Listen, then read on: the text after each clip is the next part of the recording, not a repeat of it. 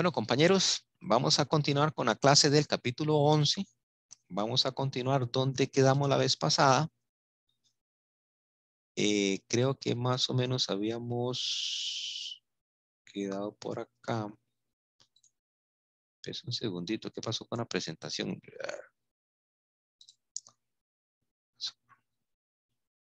Ya sé por qué. Sorry. Era aquí. Era esta. Ok, habíamos quedado acá. Muy bien. Este es un ejercicio. No quisiera resolverlo acá. Más o menos se los voy a explicar muy rápido. Este ejercicio se resuelve igual al anterior. Se los voy a explicar así muy rápido. Igual ustedes hacen diagrama de cuerpo libre. Tienen que encontrar las reacciones en los apoyos, encontrar las fuerzas internas en cada elemento. Aquí el asunto de la estructura es que se me complica un poco. La estructura, porque la estructura ya no es de 2 elementos. ¿Cuántos elementos tiene esa estructura? A ver, ¿cuántos elementos ven ustedes?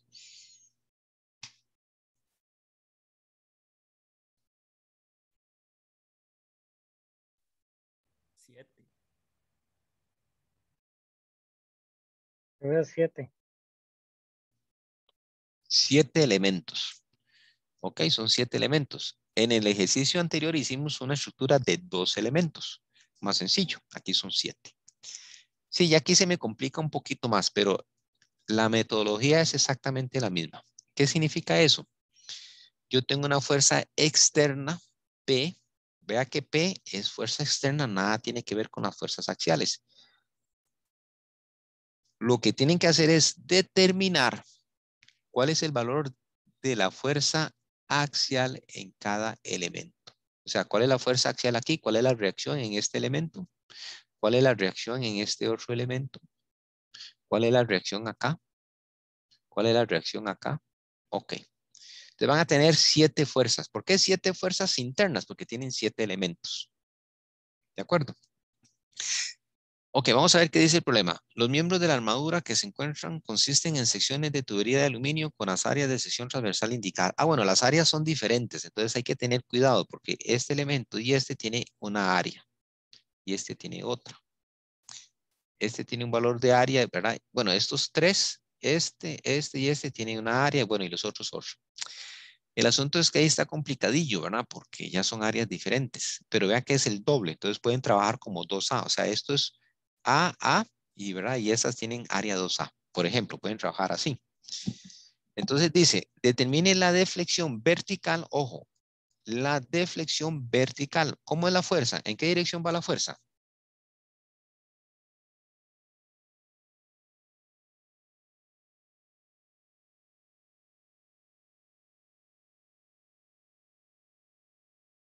A ver, jóvenes, ¿en qué dirección va esta fuerza?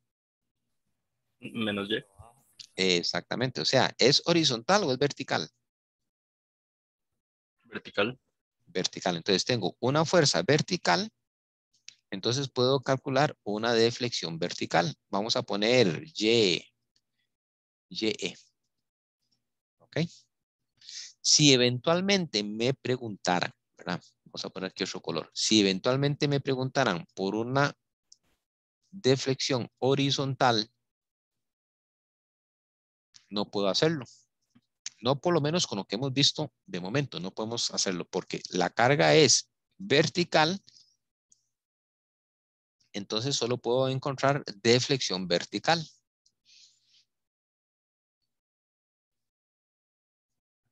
Más adelante vemos cómo calcular la deflexión horizontal cuando no tengo fuerza horizontal. Pero de momento vamos a quedar ahí. Muy bien. Entonces, ojo, tengo una fuerza vertical, puedo calcular la deflexión vertical. Entonces, determine la deflexión vertical del punto E causada por la carga P. La estrategia a seguir es siempre la misma. Van a empezar con un diagrama de cuerpo libre. Realizan el diagrama de cuerpo libre, quitan los apoyos, los sustituyen por fuerzas. Ojo, esta reacción en A, ¿cuántas reacciones hay? Vean aquí este apoyo en A. ¿Cuántas reacciones hay ahí? 2. Muy bien. Entonces ponen a X, a Y como quieran, ¿verdad? Aquí en B, 1. exactamente. Vertical, horizontal. Horizontal. Correcto. En X, ¿verdad? Está bien. Entonces aquí ponen una BX. Muy bien. Ustedes van a ver que para resolver este problema tienen que usar lo que aprendieron en mecánica 1. ¿Qué significa? Bueno, ir cortando la viga en secciones y calculando las reacciones. O pueden utilizar el método de nodos, como ustedes quieran o consideren más fácil. Pueden utilizar el método que quieran. Pero lo importante es que tienen que encontrar la fuerza que actúa aquí, en el tramo AC. La fuerza que actúa en el tramo CE.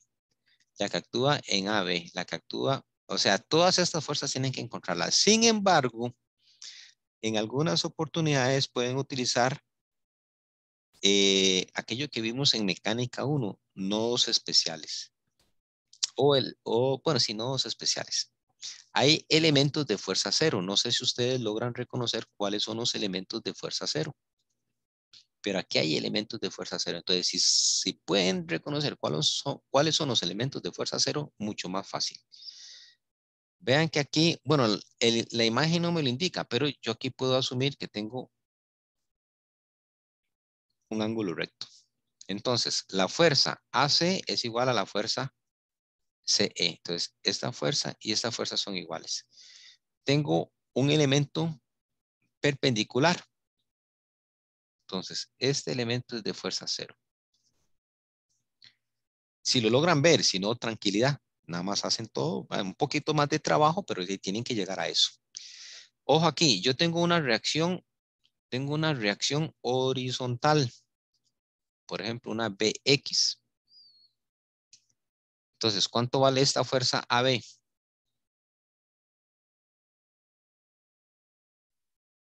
Cero. También es una fuerza cero. Y la Creo que, fuerza, ajá, dígame. no, creo que recuerdo algo de eso, que cuando las vigas que formaban una T, la parte perpendicular era la de valor cero. Ajá, correcto. Sí, sí. Y la fuerza BD, la fuerza en este elemento es igual a BX. Entonces, esta fuerza aquí, esta fuerza interna va a ser igual a la reacción BX. Bueno, vean que yo aquí encontré ya tres valores. Encontré tres valores de fuerzas internas sin hacer nada de fuerzas en X, fuerzas en Y, momentos, análisis de nodos. Si lo logran aplicar, se ahorran tiempo. Si no, tranquilidad. Como les digo, tendrían que trabajar un poquito más, pero al igual tienen que llegar a esos valores. Muy bien, entonces, ¿la estrategia qué es? Bueno, diagrama, siempre importante, diagrama de cuerpo libre, encuentran reacciones, ¿verdad? Los apoyos, y comienzan a calcular las diferentes fuerzas internas que hay ahí. En este caso, lo más recomendable es utilizar el método de nodos para ir encontrando fuerza, o sea, cada una de ellas. Y después vamos a encontrar la energía de deformación para cada una de esos elementos. Para cada uno de ellos vamos a encontrar la energía de deformación, para cada uno de ellos. Pero al final se nos va a hacer algo muy complejo, algo muy grande.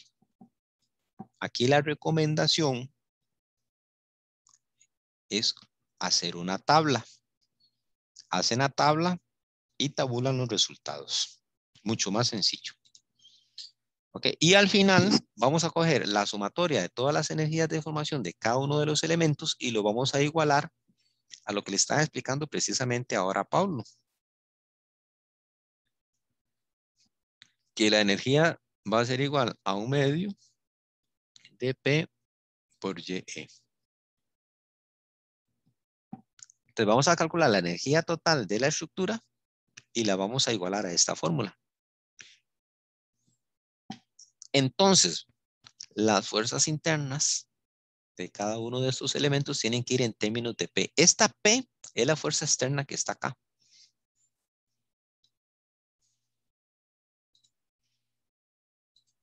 Muy bien.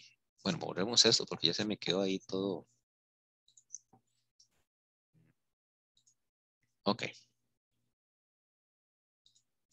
Ve, entonces ahí hago mi diagrama de cuerpo libre, encuentro los valores de las reacciones. Ve, aquí tengo dos fuerzas, a X, a Y, bueno, aquí BX, puedo ponerle BX como quieran. Okay. Entonces tienen esos valores. Como les digo, es cuestión de que utilicen, ¿cómo se llama? El análisis de nodos, lo más apropiado, pero aquí hay unos valorcitos que usted me va a decir, pero ¿cómo saben que esta fuerza es cero? Bueno, esta fuerza es cero porque hicimos un análisis de nodos especiales o bien, bueno, en la sumatoria de las fuerzas por nodos van a encontrar que esto es cero. Ok. Bueno, ustedes encuentran ahí los diferentes valores. Estos valores que tienen acá, obviamente ustedes los van a determinar a partir del análisis de nodos. Y eso es lo que les digo. Esta otra parte. Tabular. Ustedes hacen una tablita, ponen los diferentes elementos que componen la estructura. Aquí habían 7 elementos. Vamos a ver 1, 2, 3, 4, 5, 6, 7. ¿Ve? Entonces ustedes tabulan la cantidad de elementos, ponen los elementos de fuerza cero. ¿Ve? Okay, ponen los elementos de fuerza cero. Obviamente esos elementos de fuerza cero no van a producir energía, entonces tienen cero ahí. Y lo que hacen es sustituir los diferentes valores de estas fuerzas, sí son las fuerzas internas. Las fuerzas internas de cada una de ellas en términos de P.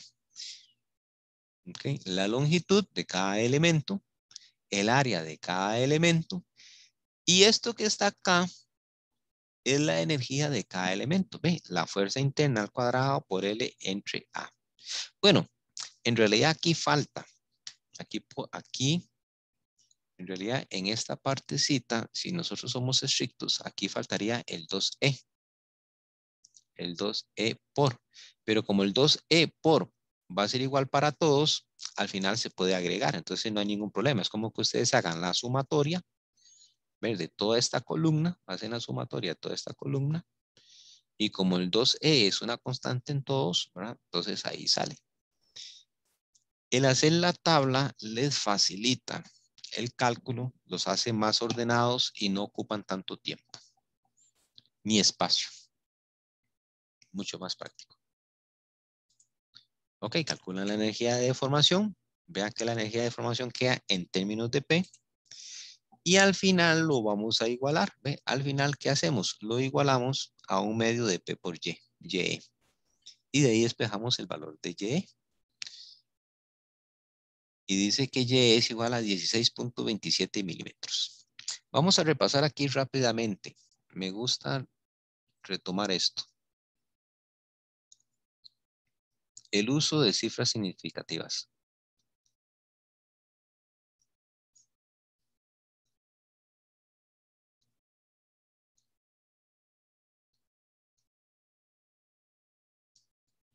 Ok. Como les decía al principio, trabajen siempre con 3 cifras significativas. Siempre. Hay un par de excepciones.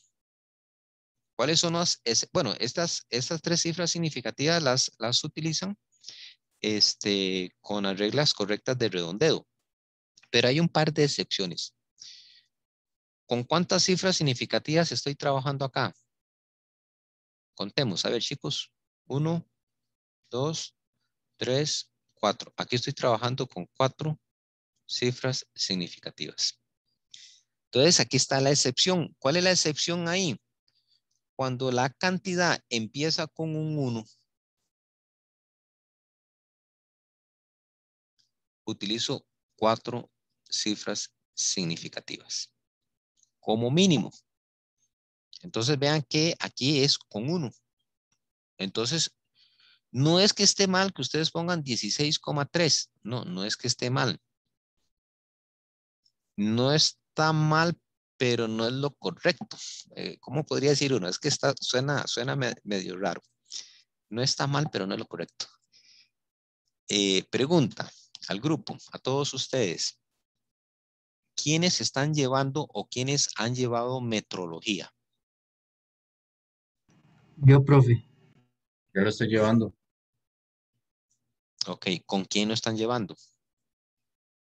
Yo lo llevé el semestre pasado con Raciel. Sí, yo también, yo lo estoy llevando con Raciel. Ok, ok. ¿Y qué les decía Raciel a ustedes de esto?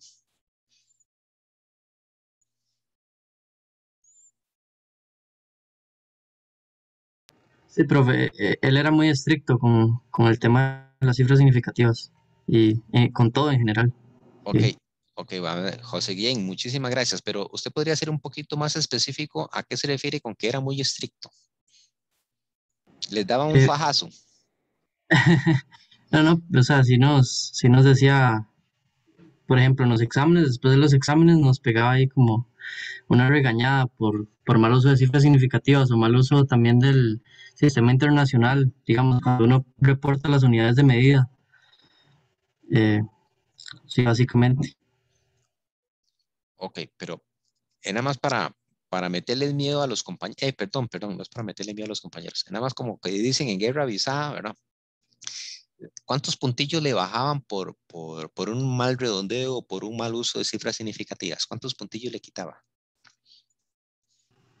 Profe, sinceramente sí no recuerdo exactamente cuánto, pero sí nos bajaba ahí unos puntillos considerables, pero no recuerdo cuánto exactamente. Tal vez unos 10, 15 puntos. A mí me bajaba como 10 puntos por cada fallo. Exactamente, gracias Rachel. Sí, por Eso es ahí, lo que por ahí. es exactamente, eso es lo que yo quería que ustedes me dijeran. Eh, no sé si ustedes vieron esto con Raciel, uso de 3 cifras significativas, ¿verdad? Hay sus excepciones, principalmente cuando la cifra empieza con 1, usar 4 cifras significativas. Hay una excepción más, yo no sé si ustedes la vieron con Raciel, cuando trabajo con cantidades muy pequeñas, o sea, cuando trabajo con radianes o cuando trabajo con números muy pequeños, ¿ok? Y, o sea, trabajo con números muy pequeños, también se recomienda usar 4 cifras significativas. No sé si vieron eso con Raciel o siempre usar 3 cifras significativas.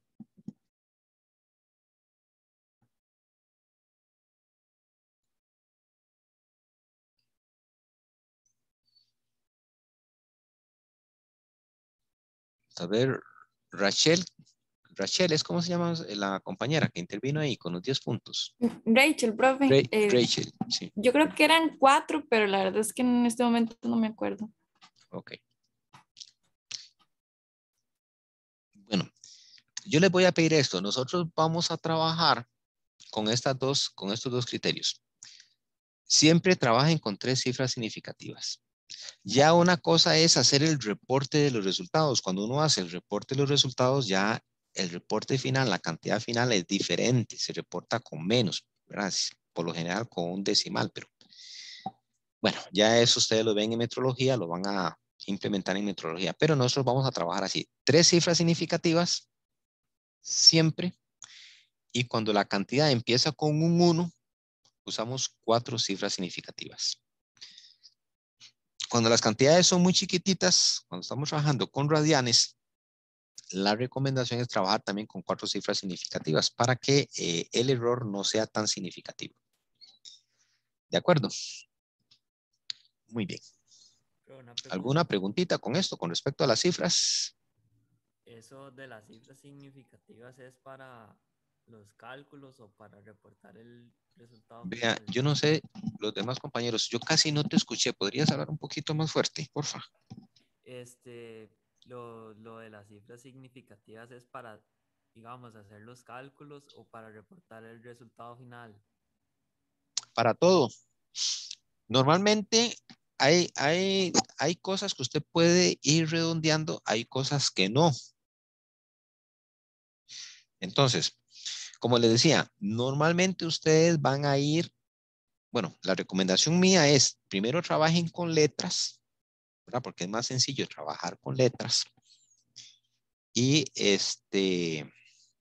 cuando trabajan con letras y al final hacen la sustitución. Por ejemplo, aquí hay valores, en estos resultados hay valores que ya están dados de por sí, o sea que ustedes no pueden cambiar. Por ejemplo, está la suma. Entonces usted no puede cambiarlo. Un error muy dado es, digamos, bueno, aquí me dio 29,7 y lo redondeo a 30. O sea, ya le metí error. Ve, aquí hay un 40, pero este 40 es un dato que nos dan. Entonces yo no puedo ponerle más cifras significativas o ponerle menos cifras significativas porque ya es una cuestión que me dan, ¿verdad? Entonces este 40, yo no puedo, bueno, sí puedo poner, así poner 40,0, pero nada gano con poner 40,0. Pero no puedo inventarle, por ejemplo, un 1 o inventarle un 2 para tener 3 cifras significativas, porque no las tiene. ¿De acuerdo? Entonces, lo ideal es que usted primero trabaje con letras y después hace la sustitución. Hay veces que ustedes necesitan un cálculo y ese cálculo lo van a ocupar en otros cálculos. Ok, entonces aquí pone 3 cifras significativas. Entonces aquí trabaja con 3 cifras significativas y aquí le vuelve a dar otro resultado y aquí vuelve a poner 3 cifras significativas. Como mínimo, ¿verdad? ¿De acuerdo?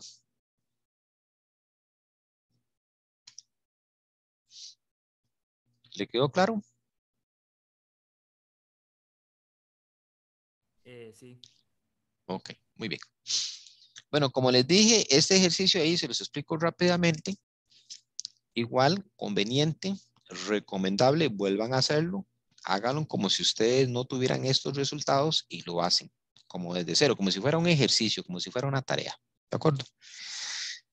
Ok, lo que me interesa es entrar en esta parte. Ya vamos a entrar un poquito con el tema de castellano. Creo que no nos va a dar tiempo de terminar la siguiente lección. Vamos a seguir un poco, pero esto es la parte ruda. Esta es la parte compleja prácticamente del curso. Entonces aquí les pido que pongan muchísima atención. Igual va a ser meramente teórico. Hay cositas que no me voy a referir muy a profundidad. Voy a hacerlo así muy general. Hasta el momento nosotros hemos visto la energía de deformación en elementos con una sola fuerza. Entonces vimos una viga que tenía una sola fuerza.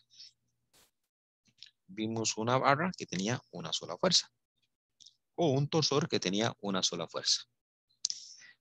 Aquí vamos a comenzar a trabajar con elementos que pueden tener 2 o 3 o 4 fuerzas.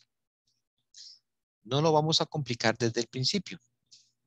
Vamos a explicar el concepto de la teoría de Castigliano y van a ver que es muy sencillo aplicarlo a una cantidad diferente de cargas. Aquí, ¿cuál es la idea? Es entender un poquito Castigliano. ¿De dónde sale Castigliano? ¿Por qué Castigliano dice esto? ¿De dónde sale esto que dice Castigliano? Muy bien. Vamos a considerar una viga horizontal con 2 cargas, una P1 y una carga P2. Estas cargas pueden ser de la misma magnitud o pueden ser de magnitud diferentes, no importa. Lo importante es considerar que son cargas que están aplicadas en puntos diferentes. Entonces tengo la carga P1 aplicada en C1 y la carga P2 aplicada en C2. Cada una de esas cargas va a generar una deflexión. Si yo considerara la carga P1 por aparte, me va a provocar una deflexión. Si calculo la deflexión de la carga P2 por separado, también la carga P2 me genera una deflexión. Muy bien. Aquí, ¿cuál es la idea? Aquí la idea es cómo, vamos a ver, cómo separar, por decirlo así. No separar, la palabra correcta no es separar. Sería como considerar las cargas por separado. Primero ver cuál es el efecto que produce la carga P1 en toda la estructura y después ver cuál es el efecto que produce la carga P2 por separado en toda la estructura y después juntar esos efectos, o sea, hacer superposición. Ok, entonces resulta que el que desarrolló esto, ahorita no me acuerdo si fue Maxwell, no sé qué, esto viene con el teorema de Maxwell. Cuando desarrolló esto, se dio cuenta, por ejemplo, que si se tomaba, por decirlo así, vamos a verlo, de una manera, digamos, como, nada más como entender, ¿verdad? Nada más como entender. Si yo cojo solo la fuerza P1, vea que la viga tiene dos fuerzas, P1 y P2, pero yo cojo la fuerza P1 y yo analizo la energía de deformación o la deflexión que produce esa carga P1. Yo voy a notar que la carga P1 va a generar una deflexión en el punto donde tengo aplicada la carga. Ok, entonces P1 genera una deflexión en el punto donde tiene aplicada la carga.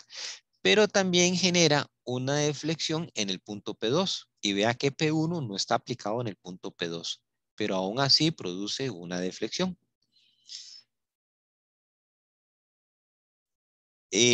Aquí hay unos coeficientes de correlación llamados alfa. Entonces ustedes van a ver aquí unos coeficientes. A nosotros en realidad no nos interesa calcular estos coeficientes, pero vamos a ver que con el teorema de Castigliano él sí los considera. De momento nada más vamos a considerar esto. La carga P1 genera una deformación en el punto 1 debido a la carga 1. Eso es lo que significa la X11.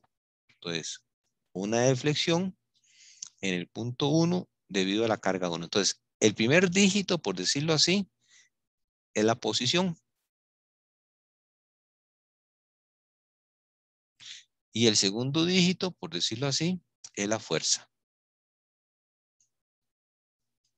Ok, entonces tenemos la carga P1 produce una deflexión en el punto 1 debido a la carga P1. Pero también genera una deflexión en el punto 2. Entonces genera una deflexión ¿a dónde? Posición, en el punto 2. Ah, qué interesante. En el punto 2 hay una deflexión generada por la fuerza 1.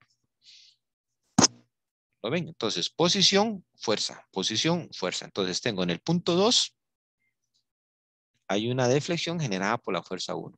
Y vea que en el punto 2 no hay fuerza. Entonces, encontró que tenía que haber ahí unos coeficientes de correlación. Determinó que la energía de deformación estaba dada por un medio por esas deformaciones, por esas correlaciones. Un medio de la carga P1 al cuadrado más un 2 por esa correlación P1 por P2. Ok, él determinó esto con la carga P1. Hizo lo mismo con la carga P2, solo considerando la carga P2. Y se dio cuenta que la carga P2 también genera lo mismo. O sea, consideró la carga P2 y dice, ah, mira, la carga P2 produce una deformación vertical en el punto 2 debido a la carga 2. Y al mismo tiempo produce una deformación en el punto 1 debido a la carga 2. O sea, como que consideró después la carga 2 por separado. Y encontró la relación para la energía de deformación para la carga 2.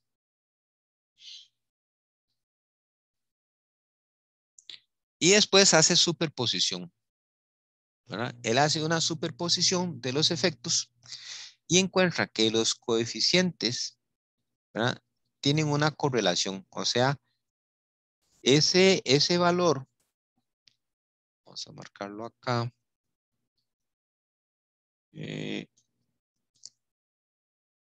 Este alfa 1, 2 y este alfa 2, 1, él encontró que eran equivalentes, que eran igual. A esto se le conoce como el teorema recíproco de Maxwell.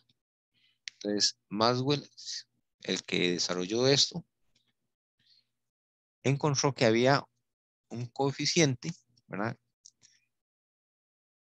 que eran equivalentes, independientemente si usted trabajaba primero con la carga 1 o si trabajaba con la carga 2.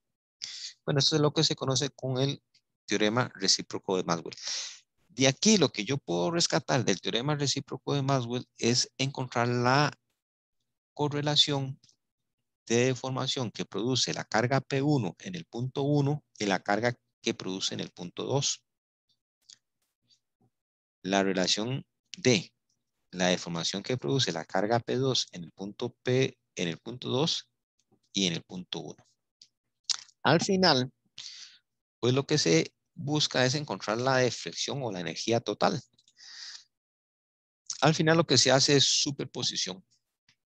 y después se suman. Las energías se suman o las deformaciones se suman.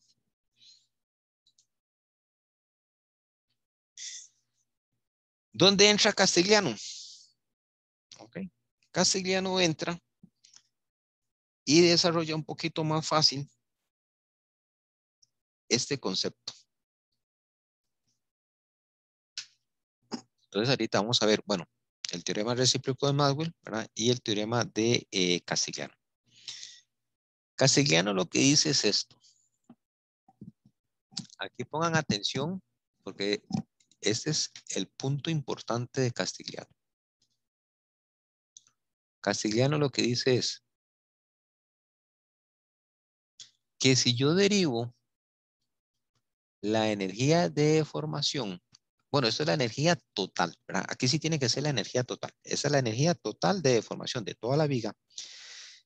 Si yo la derivo con respecto a la carga P1, encuentro la deformación que produce la carga 1 en el punto 1.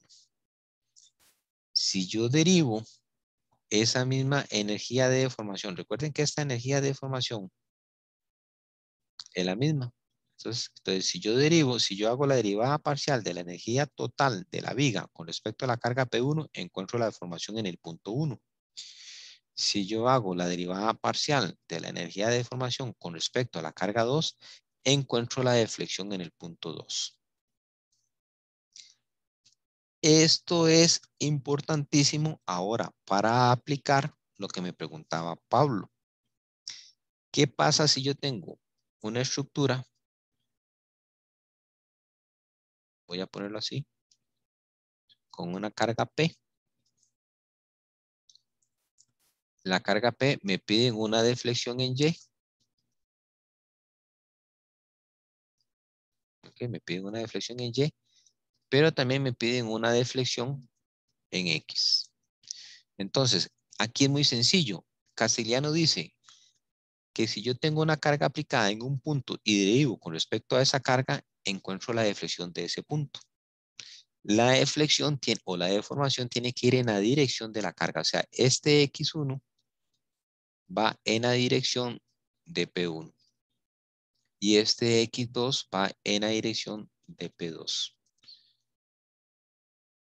¿Qué significa esto? Que yo no puedo encontrar una deflexión o una deformación si no tengo carga. Entonces, si yo quiero encontrar una deflexión horizontal, tengo que tener una carga horizontal. Véanlo así de esta manera. Aquí tengo una carga vertical. Entonces, si tengo una carga vertical aplicando Castigliano, puedo encontrar una deflexión vertical. Si aquí en este punto quiero determinar una deflexión horizontal, no puedo, porque no tengo carga horizontal. Pero yo puedo utilizar Castigliano si desde un principio yo digo, yo no tengo carga horizontal y me piden la carga vertical y me piden la carga horizontal. Entonces, yo puedo utilizar un método que se llama carga ficticia. Ahorita lo vamos a ver más adelante. Okay, entonces, meto una carga ficticia y encuentro la energía de deformación. Entonces, dentro de la energía de deformación de esa estructura, iría P, iría Q. Entonces, a la hora de derivar, puedo encontrar la deformación horizontal. Pero entonces tengo que prever esa partecita. Tengo que ver, me están pidiendo una deformación horizontal. No tengo carga. Entonces, aquí utilizo carga ficticia. Pero como les digo, ahorita vamos a profundizar un poquito más en esto. Y lo vamos a ver más adelante. Muy bien, pero entonces, ¿qué me dice Castigliano? Castigliano me dice es que si yo derivo la energía, bueno, si hago una derivada parcial de la energía de deformación de toda la viga y la derivo con respecto a la carga P1, encuentro la deflexión en ese punto. Esa misma energía de deformación de toda la viga, pero hago la derivada parcial con respecto a P2, encuentro la deflexión en P2. Solo que aquí hay que tener cuidado. Recuerden que aquí pusieron un X, pero en realidad X va en la dirección. Se me adelantó. Vean que aquí pusieron X, ¿verdad? X1 y X2, pero vean que X1 y X2 van en la dirección de P. Nada tiene que ver con que sea horizontal o sea vertical. Nada más vean esto. X1 va en la dirección de P1, X2 va en la dirección de P2. ¿Preguntas? ¿Dudas?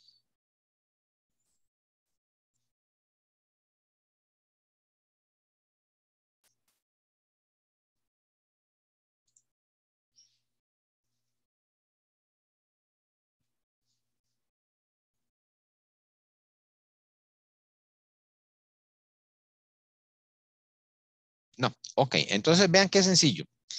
Castigliano me simplifica, no lo vamos a hacer para todos los diferentes elementos, pero lo podemos representar así de fácil. El teorema de Castigliano ahora me dice, para una carga, bueno, digamos, para una estructura elástica sujeta a n cargas. N cargas puede ser una carga, dos cargas, tres cargas, no importa, ¿verdad? Aquí lo importante es que las fuerzas tienen que ser fuerzas concentradas, ¿no? Fuerzas concentradas. Entonces, si yo quiero determinar la deformación axial, yo tengo aquí una deformación axial, por ejemplo, o tengo una carga axial. Entonces, la deformación axial, calculo la energía de deformación y derivo con respecto a P. Y tengo la deformación axial. Si quiero calcular la pendiente en una viga, recuerden que aquí cita es la pendiente en una viga, entonces cojo la energía de deformación de esa viga y la derivo con respecto a un momento flector. Los momentos flectores me producen ángulos de deformación, entonces puedo calcular el ángulo. Y si quiero determinar el ángulo de torsión, entonces calculo la energía de deformación y derivo con respecto a un torsor. Entonces encuentro el ángulo de torsión. Esto es Castigliano. Esto es Castigliano aplicado a una viga sujeta a momento flector y a un eje sujeto a torsor. Pero la idea es derivar con respecto a la carga que estoy aplicando. Muy bien. El teorema de Castigliano involucra las integrales. Yo tengo que integrar. Este método de energías o de trabajo que vamos a ver en este capítulo, prácticamente en todos los cálculos que vamos a utilizar hay que integrar. Muy bien. Vamos a ver el teorema modificado de Castigliano. El teorema modificado de Castigliano yo lo represento así como TMC. T de teorema, M modificado, C de Castigliano. Entonces el TMC es el teorema modificado de Castigliano. O algunos libros ponen teorema Castigliano modificado. Ok, como ustedes quieran. Aquí lo importante es que si yo quiero utilizar el teorema modificado de Castigliano, yo puedo derivar de una vez. Yo puedo derivar de una vez. O sea, una vez que yo obtengo, por ejemplo, en una viga, una vez que yo obtengo el momento flector total de la viga, vean que yo tendría que integrar. Entonces vean qué sencillo. Aquí también pongan cuidado. Esta parte también es importante. Yo no me voy a escapar de hacer la integral. La integral tengo que hacerla. La energía de deformación dice que es igual a la integral de m al cuadrado. Bueno, dejemos esto como una constante. Entonces E por I puede ser una constante, puede salir. Digamos que quede en términos de m. Entonces dice, la energía de deformación es igual al momento al cuadrado por, y bueno, entre 2E por I por dx. Ok, eso me dice. Si yo utilizara la energía de deformación y derivara con respecto a la carga que yo quiero, puedo encontrar la deformación en ese punto. ¿Qué significa esto? Véanlo así. El momento, yo lo calculo. Esto yo tengo que calcularlo. Esto es el momento interno en la viga, por una fuerza M y por una fuerza P. Aquí hay que tener cuidado porque este momento que yo tengo acá no es un momento único para toda la viga. ¿Recuerdan el primer problema que hicimos que yo les dije que traten de hacer el diagrama de momento flector de forma mental? Ok, si ustedes retroceden mentalmente un poquito a ese ejercicio que hicimos, les repetí varias veces, traten de hacer el diagrama de momento flector mentalmente. Este momento flector, dependiendo de las cargas que yo tenga acá, no es un momento flector único. Yo tengo que determinarlo por secciones. Entonces, ahí hay que tener mucho cuidado. En algunas ocasiones, este momento flector o la energía total, hay que hacerlo por secciones. Entonces, esta energía total muchas veces involucra 2, 3 o hasta 4 integrales. ¿Por qué? Porque son 2, 3 o 4 secciones las que hay que analizar.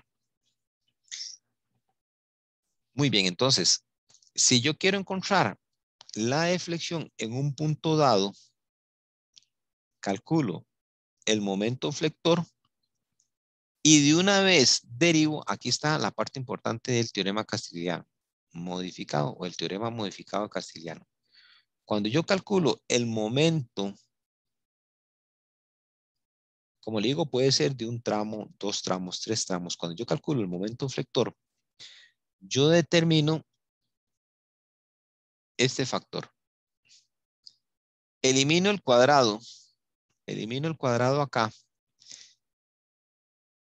O derivo, ¿verdad? Hago la derivada de esto, ¿verdad? La derivada de m con respecto a la carga. Entonces, este 2 pasa a multiplicar, los 2 se me cancela y me queda este término dentro de la integral. Entonces, el momento por la derivada parcial de ese momento con respecto a la carga en un punto en específico. ¿Qué es lo que me ayuda el teorema modificado de Castigliano? Me ayuda a reducir los términos de integración. No es que no hago la integración, yo tengo que hacer la integración, pero me reduce los términos. Si yo tengo un momento flector, si yo aquí tengo un momento flector A más B más C y está al cuadrado, estos son 5 términos que yo tengo que integrar. ¿Verdad? Esto al cuadrado es un montón de términos. Si yo hago la derivada de ese momento y lo meto en la integral, reduzco la cantidad de términos que tengo que integrar. Entonces, al reducir la cantidad de términos que tengo que integrar, hace que el problema sea más sencillo, más fácil y no sea tan complicado. Entonces aquí la clave está en encontrar la derivada parcial del momento flector con respecto a la carga o al punto donde me interesa, al punto donde yo quiero encontrar esa deflexión. Yo sé que esto está complicadillo entenderlo así. Van a ver que ya en un ejemplo van a ver que es más sencillo. Ok. Vamos a retomar el ejemplo que hicimos anteriormente. Era una estructura de 2 elementos. Era algo muy sencillo. Y lo que vamos a hacer es encontrar la energía total de esa estructura. Habíamos dicho que era la fuerza axial al cuadrado por la longitud de cada elemento. Muy bien. Si yo quiero encontrar la deflexión en el punto B, por ejemplo, entonces tengo que derivar con respecto a B de toda la energía de formación de toda la viga. Entonces encontraría cuánto bajó XB. O YB, digamos, aquí puedo decir que es YB. YB es que X normalmente tiende a ser para valores horizontales. En este caso sería como para un valor, perdón, X es para valores horizontales, sí.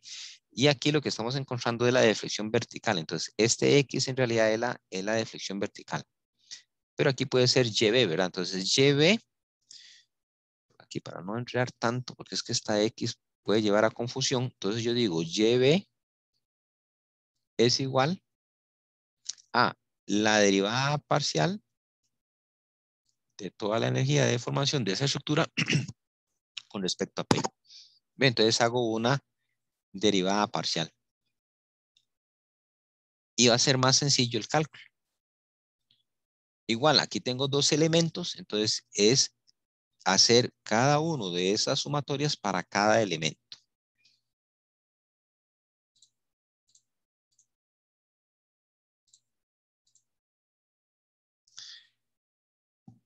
Bueno, este ejercicio no lo vamos a hacer, pero, bueno, sí es que tiene fuerza ficticia.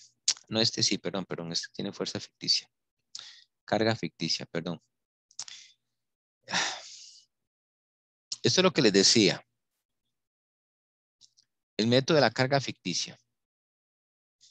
Los miembros de la estructura están hechas de... Bueno, vean que este problema es el mismo que hicimos anteriormente.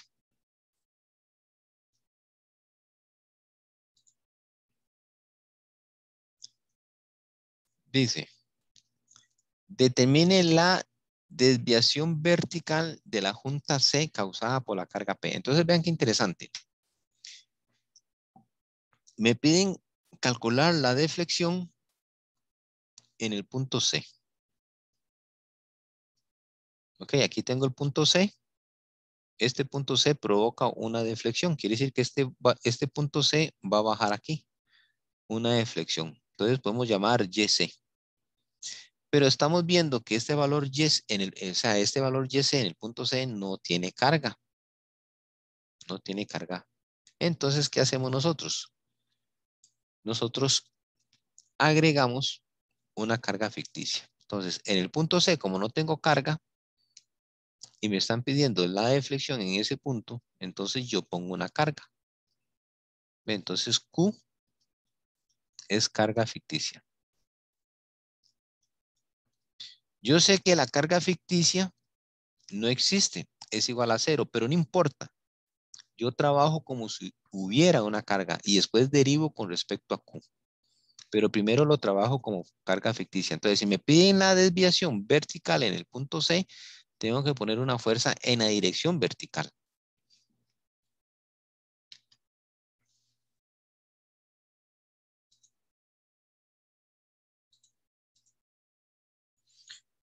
Ok, con la fuerza Q aplicada acá, vamos a hacer exactamente el mismo método, o lo que yo les recomendé. Hagan el mismo método, pero ahora considerando una carga ficticia Q. Y vuelven a encontrar las fuerzas de cada elemento. Vean que eran 7 elementos. Hay elementos, ¿se acuerdan que habían elementos de fuerza 0? Ahora, al poner la fuerza Q en el punto C, ya la cosa me cambia. Ya no hay elementos de fuerza 0, hay que tener cuidado.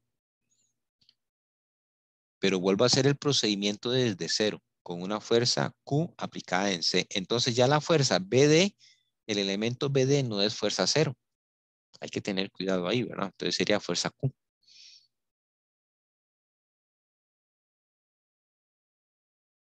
Ok. Entonces tenemos esto, por ejemplo. Volvemos a hacer lo mismo, hacemos un diagrama de fuerza, un diagrama de cuerpo libre, con la fuerza Q, con la fuerza ficticia, ¿verdad? Aplicada en el punto C. Volvemos a hacer exactamente lo mismo, calculamos las reacciones y todo nos tiene que dar en términos de Q, todo igual, en Q y en P, ¿verdad? Nos tiene que dar igual. Y vamos a encontrar los diferentes valores. Bueno, ahí ustedes, la idea es que tabulen, ¿verdad? Tienen que tabular, van a encontrar esto.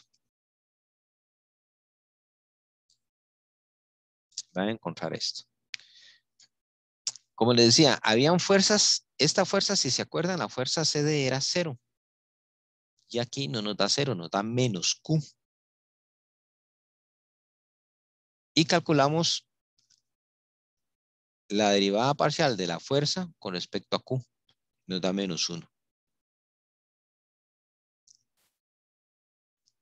Entonces, con esta tablita, ustedes encuentran, para cada elemento, encuentran la fuerza interna. Esta fuerza interna tiene que ir en términos de P y términos de Q. Algunas tendrán Q, algunas no. Algunas serán 0, ¿verdad? Algunas no. Pero entonces calculan la derivada parcial de cada una de esas fuerzas internas con respecto a Q. Porque es ahí donde quiero encontrar, digamos, en el punto C, puse la fuerza ficticia, porque ahí es donde quiero encontrar esa deflexión. Entonces, a algunos les va a dar 0, otros no. Bueno, calculan la longitud de cada uno, calculan las áreas de cada uno y hacen la sumatoria. ¿Okay? Hacen la sumatoria. Prácticamente ustedes lo que tienen que hacer es sumar los valores de esta columna. Suman los valores de esta columna. ¿Ok? Hacen sumatoria de esa columna y les va a dar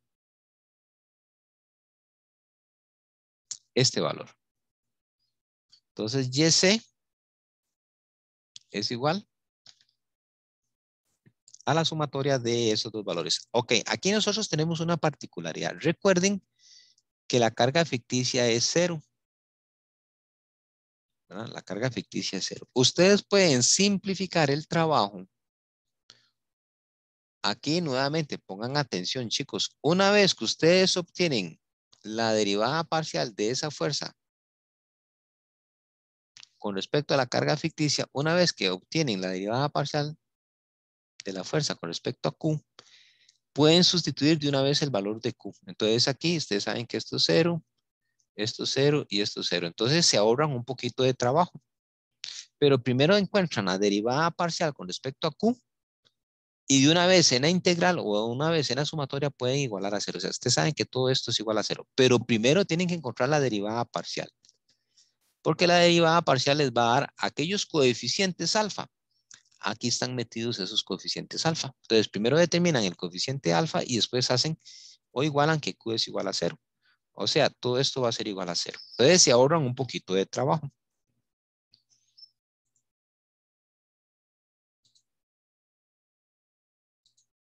Ok, suman los valores de esta columna y tienen la deflexión en el punto C. Igualan o sustituyen el valor de Q, que Q es igual a 0, y sustituyen valores. Entonces igual les va a dar el valor de la deflexión en el punto C. Utilizaron Castigliano, utilizaron el método de carga ficticia para encontrar la deflexión en un punto donde no había carga, utilizando carga ficticia. Bueno, sustituyen valores y les va a dar un resultado. Entonces les va a dar que el valor, que el punto C baja 2,36 milímetros.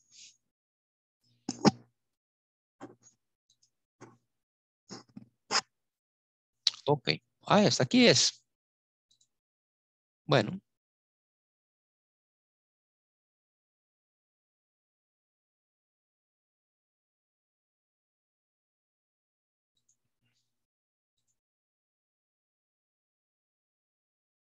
Bueno, chicos,